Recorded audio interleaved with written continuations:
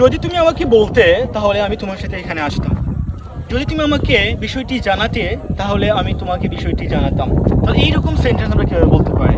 আমরা খুব সুন্দর করে একটা স্ট্রাকচার অ্যাপ্লাই করতে পারি। যেমন হচ্ছে ইফ প্রথমে নিয়ে আসবো, যে সকল সেন্টেন্সের সাথে আমাদের যদি আছে। যেমন যদি তুমি আমাকে বলতে, তাহলে if plus subject plus V two. যদি তুমি আমাকে বলতে, ইফ ইউ টল্ড মি, যদি তুমি আমাকে বলতে তাহলে আমি এখানে আসতাম। তাহলে আই উড কাম হিয়ার। যদি তুমি আমাকে জানাতে, if you inform me, if you inform me, তাহলে আমি বিষয়টি বলতাম। I would tell you the matter.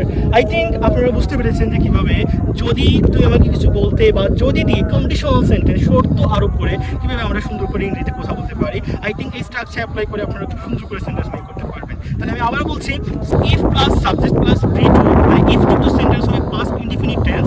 তারপর আমাদের যে পাস্ট কন্ডিশনাল আছে subject plus would plus V one দিয়ে দিলেই কিন্তু আমাদের খুব সুন্দর করে সেন্টেন্স মেক হয়ে যাচ্ছে। So see you next video. আল্লাহ হাফেজ।